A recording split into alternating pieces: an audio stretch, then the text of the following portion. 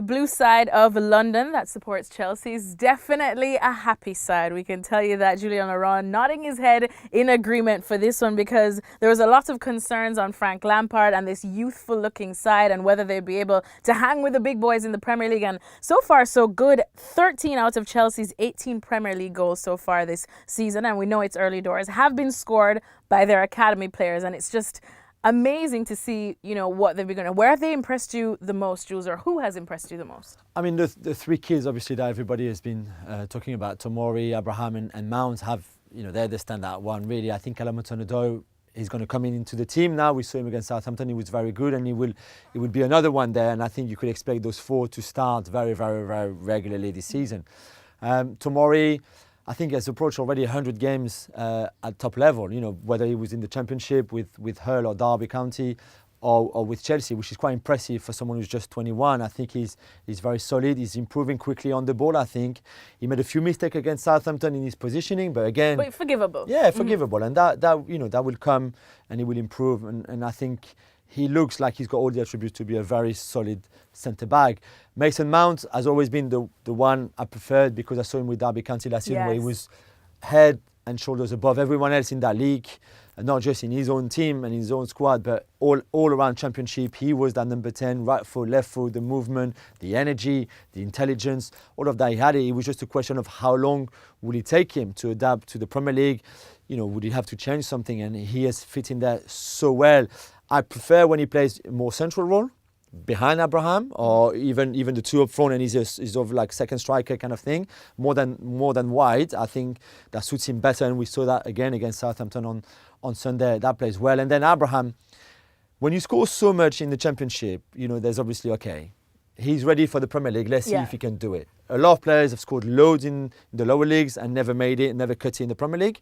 So there was all that big question mark, which I think was fair. It was just not, okay, you rubbish and we dismiss you even before you start. It was just, okay, let's see, because people before you didn't make it, didn't cut it. But he's clearly adapted so well after a few couple of games where I think he needed to find his feet. Against United, he hit the post. Maybe that would have changed something, and he would have adapted even quicker had he scored that goal early on against De Gea. But he's done so well in his kind of style and of ability to adapt. He scored in the Champions League as well, which again is another mark of like, where are you in that kind of level. And I think his goal against Lille would have given him a lot of confidence. So those three for me, no problem. Hudson-Odoi, we saw him a bit more last year, already at that level. Great. What I liked after the Southampton game is when Tammy Abraham said in his interview, saying, I knew exactly where Callum would put the ball. I knew he would play first time. And I think that's what you get as well. Those guys have been playing together. Team. Yeah, they've been playing together since they're 6. So of course, Hudson-Odoi knows exactly what kind of run Tammy Abraham is going to make. Mount the same. And I think you get that if you're Frank Lampard. You get the sort of like them being so used to play together. And I think if you balance it with experience, Willian, Jorginho, Conte, then Rudiger, I think you into a big winning formula. Well, speaking of that winning formula, just how far do you see it going, and when could we see it? Because we know that, of course, Chelsea are going to get over the transfer ban, and Frank Lampard is going to look to bolster his squad, possibly with some big names. Some would argue bigger names than the young boys that we're seeing now, because they have more time on their hands. So, where do you see their future lying, and can Frank Lampard win a Premier League title with this current crop of players? I can't see why not, really. He will... When? That's the thing. I mean, he needs a bit more experience for sure. Yeah. He still makes mistakes. We saw that in certain games against Leicester at home earlier in the season, where things were not right just then. But we see his team now being far more in control. So he's learning and he's passing on that to the squad and to the team, which I think is very good.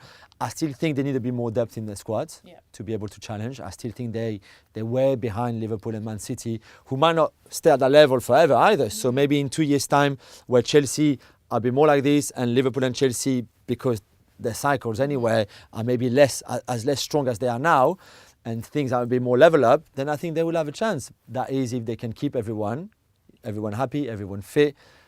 A player like Willian, for example, whose contract is coming to an end, what's happened to him, I think it would be a huge loss to them. But then Christian Pulisic, at some point, he will get better. So it's hard to tell exactly when they can challenge, but I think the idea is there, the project is there, and like you said, when transfer ban is lifted and they will have that money to invest, they will get a stronger team. And I think I can't see why not they can't compete. Okay, so plain and simple, pretty good times to be at Chelsea now.